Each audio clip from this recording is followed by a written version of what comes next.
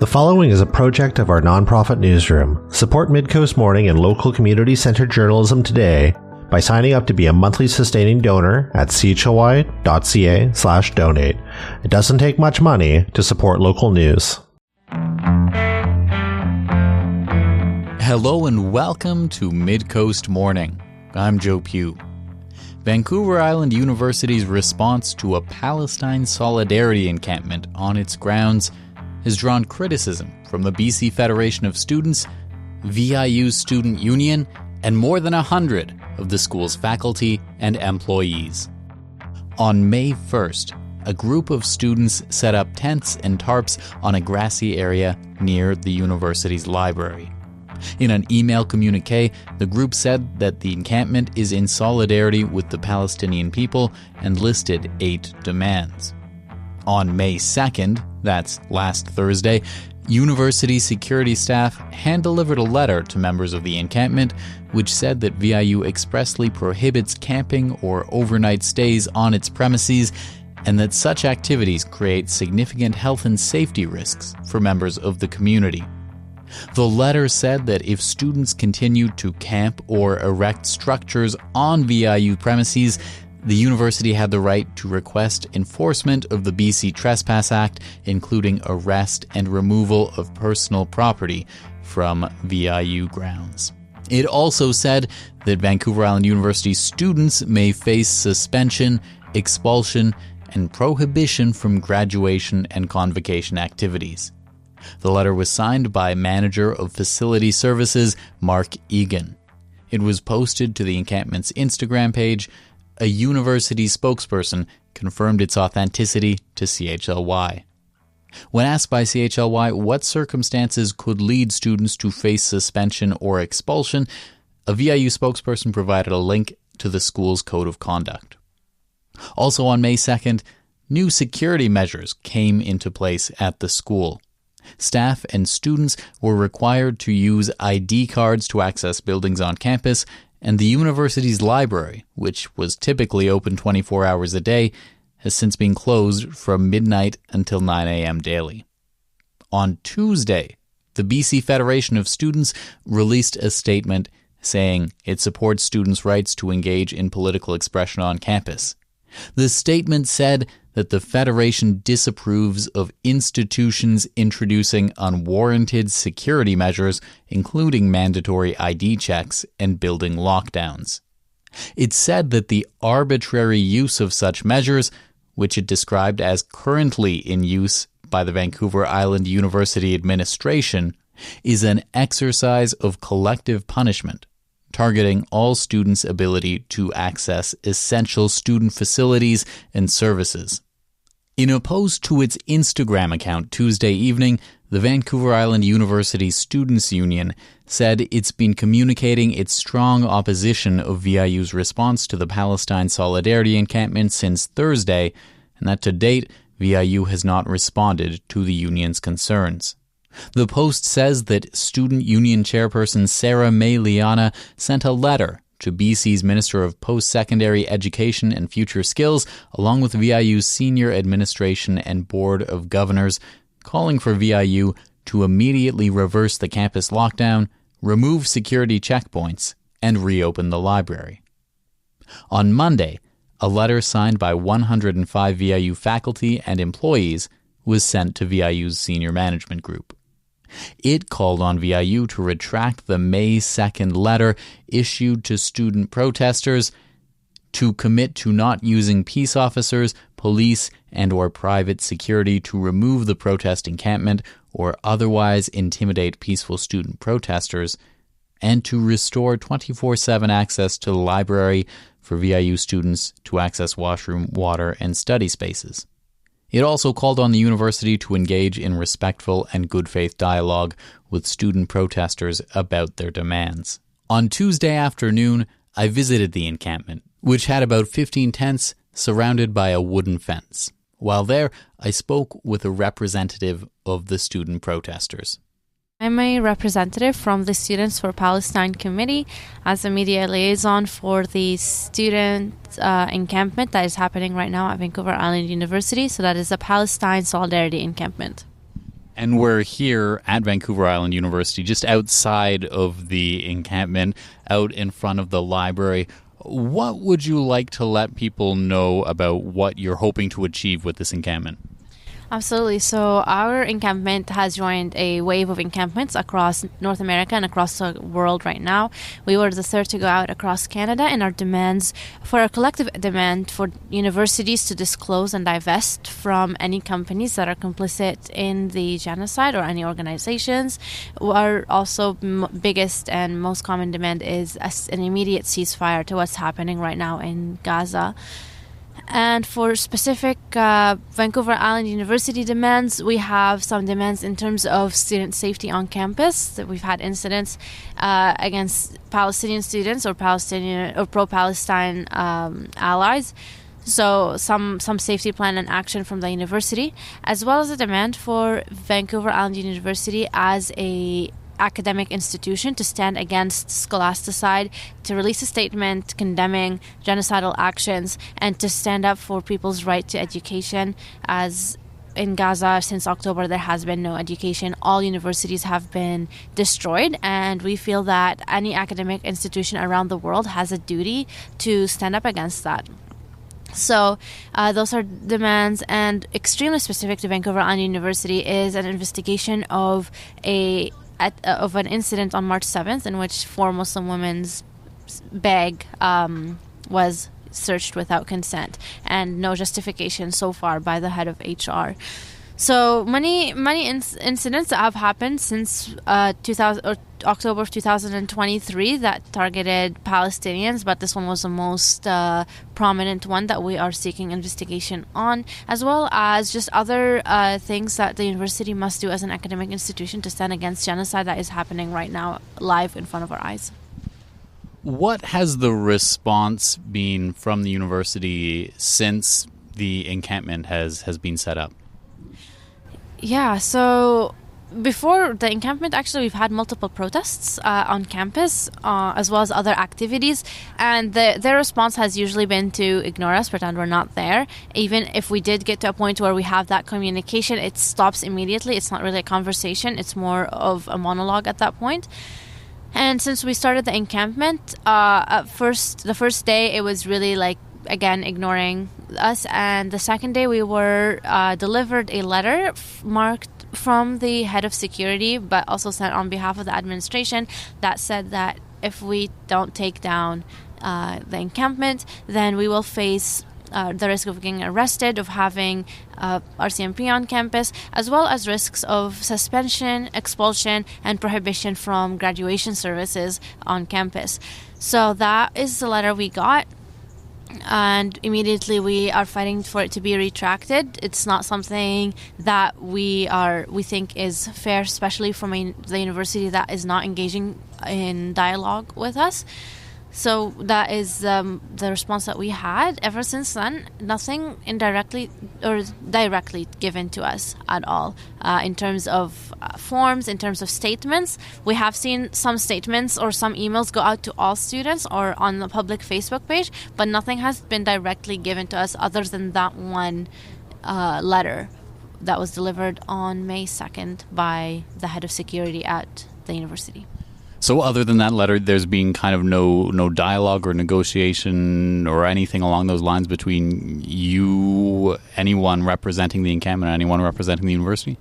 Absolutely not. We heard that during the Senate meeting, there was an idea put forward that the encampment crew are not willing to negotiate anything at all or have dialogue, and that is the reason the university is saying that they have not approached us with dialogue. That is extremely misleading, we say, due to the fact that we do have the words, "we will not negotiate our demands," but that does not mean dialogue can be opened in the very least.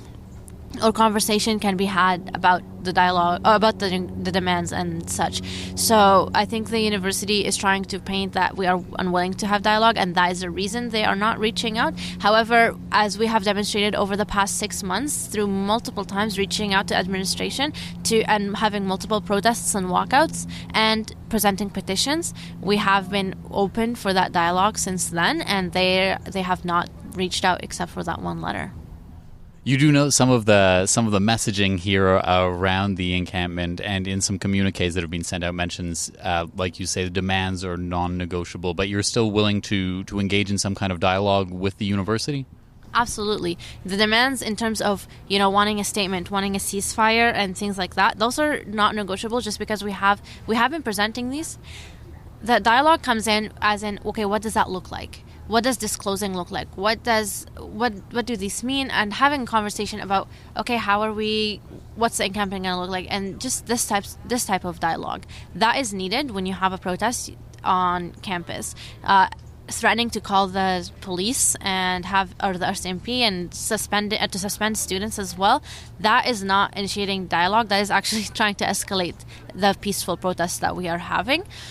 So we are open for that dialogue and to have those meetings. And this is us saying that we are in terms of hosting that protest on campus, and we have not heard back. Part of some of the messaging from the university has been along the lines of VIU supports students' right to peacefully protest, and it seems to draw a line at what it describes as overnight camping and erecting of structures. What's your response to the idea that the university supports protesting, but it draws the line specifically at overnight camping or erecting of structures?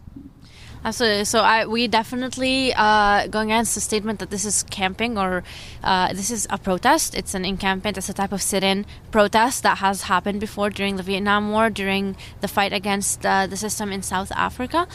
So for VIU to say that they support peaceful protests, yet also threaten to call the RCMP, an agency that has proven to be, violent with protesters, and especially after we've seen what's happening in the States with these students as well, threatening to get the police on board, we say that that is very contradictory to their statement of support for a peaceful protest.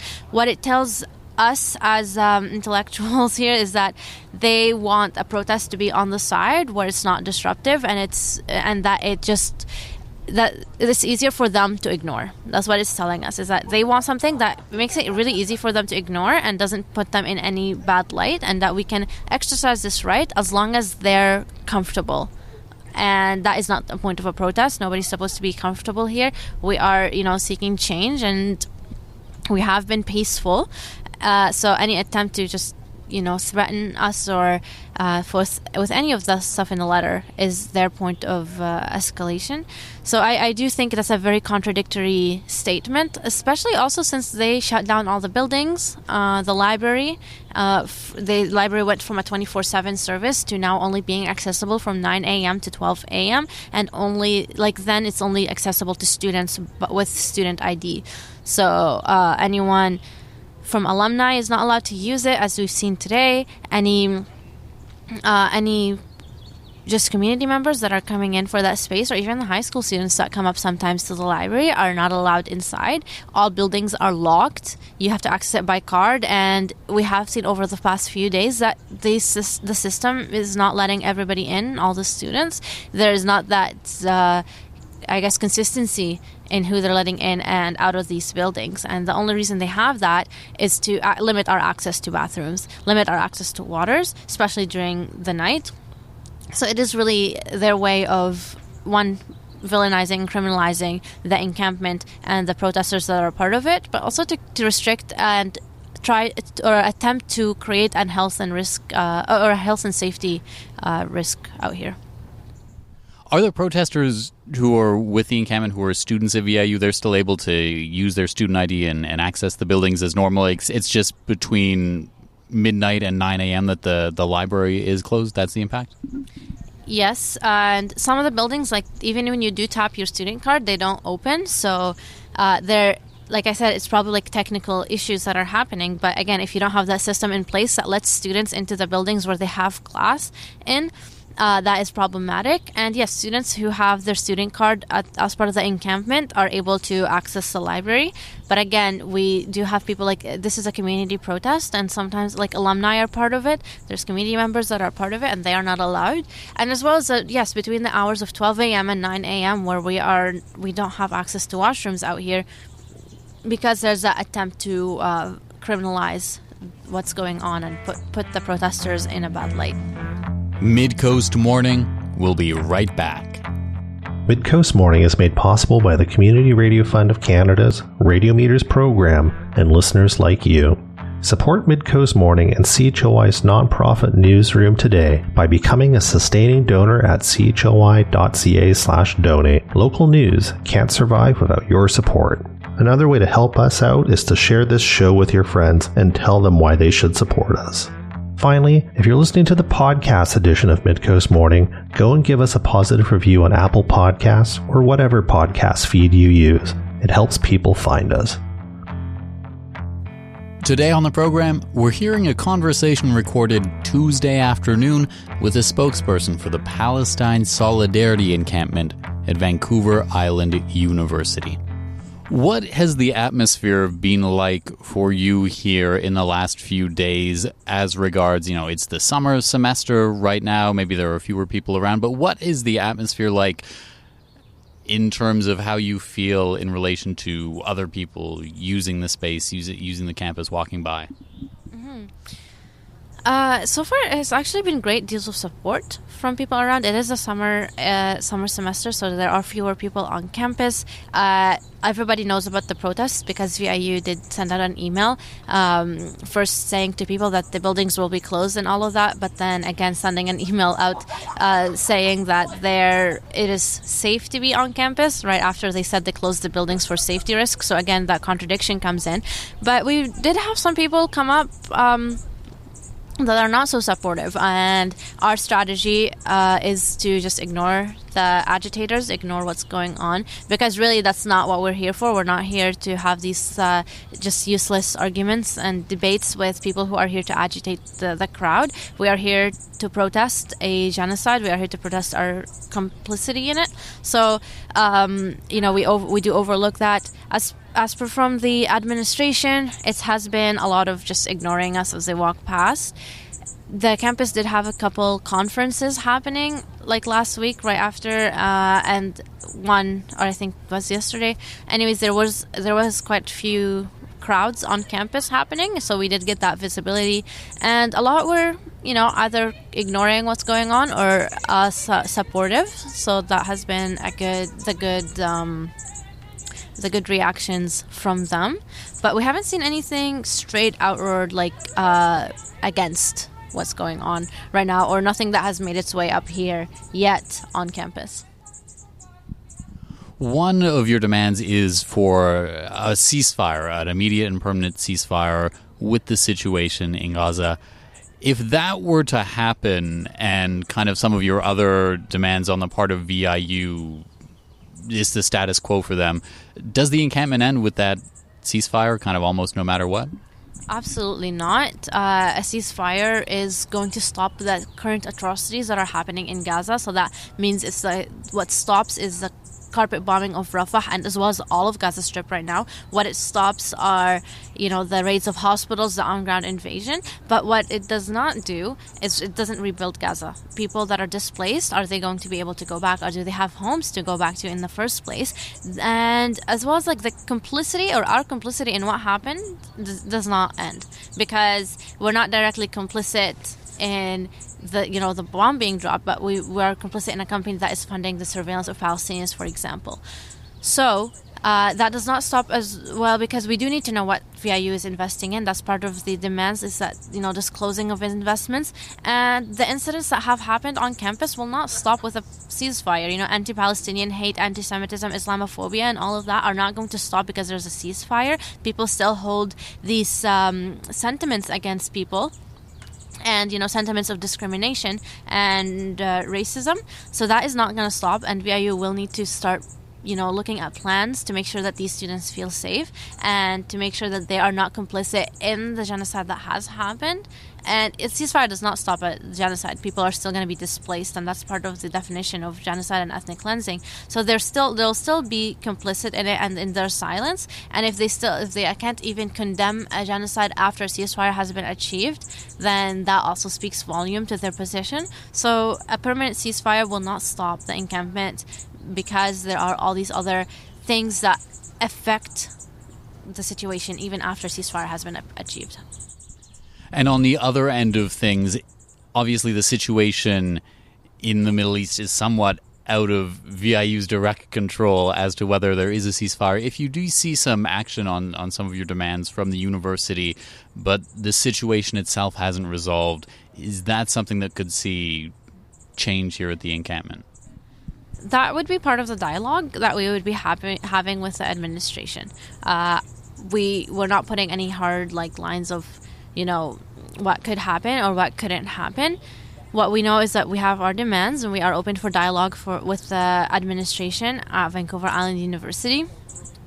And it is out of their immediate, effect. But at the same time, that doesn't mean they don't share that responsibility to put at least an end to it, or to put support for an end of it. So we will be open to having that type of conversation with the administration as to what the demands could look like when they are met. Some of the messaging around the encampment has talked about the idea of safety. I'm wondering, how would you evaluate that from the perspective of just the safety of people going about their day-to-day activities on campus? And then, do you feel safe as a member of this encampment? Great question. Yeah, we have seen all these communications go out talking about safety. The only risk to safety we have seen is our restriction to using the bathroom and access to water. That is the only safety hazard that I have seen being put out. The protest has been peaceful. It has all the protests that we have done over the past 6 months. Nothing would have given them any ammunition or prompted a response that is on the foundation of safety.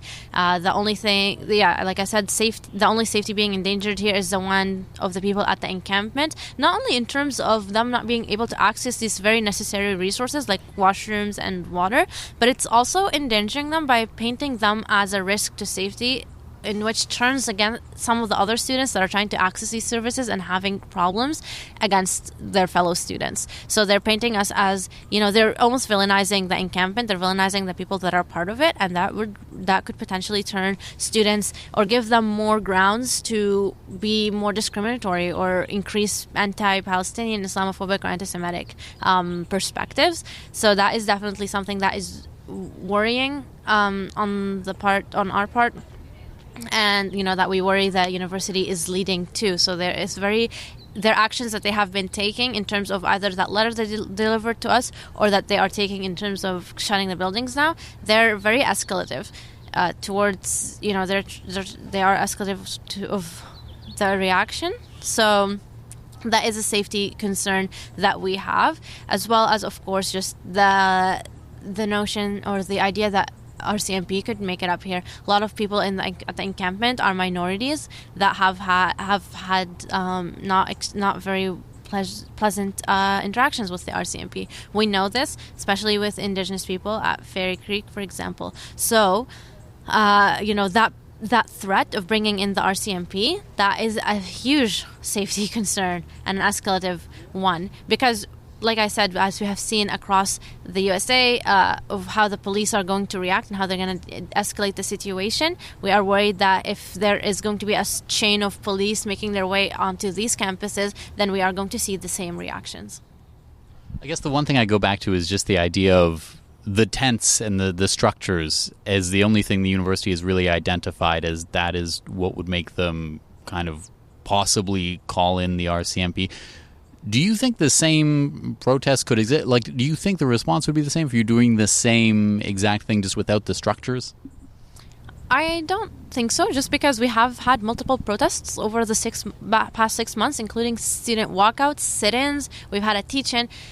So it has been no secret what our position is and what our demands are for the past 6 months. We've presented multiple petitions we've had requests for multiple meetings with administration, and we have seen no effect. So us taking this next step is a way to really show that we are serious about these demands. We are serious about ending genocide and ending our complicity in it here. So to me, the fact that they're really focusing on the structures that are going up, that tells me that maybe that's something they are against because it puts them in a visible light, and it is causing not necessarily disruption to campus life, but disruption to their image. And that's possibly why they are really focusing on that point. A representative of the VIU Palestine Solidarity Encampment speaking with me Tuesday afternoon. In an update posted to their website on Tuesday at 5:15 p.m., VIU said that Nanaimo campus building openings will be returning to regularly scheduled summer hours as of Wednesday, May 8th. They also said that the library will be open access from 9 a.m. to 4 p.m. on weekdays, with card access from 4 p.m. to midnight. It will remain closed between midnight and 9 a.m. The statement also said that the university has reached out to welcome a dialogue with student representatives involved with the Palestine Solidarity Encampment via an email to the Muslim Women's Club. The statement says that the university invites student representatives in the encampment to join a broader conversation with VIU representatives. CHLY requested an interview with VIU to discuss the situation, but a university spokesperson said via email that no one was available.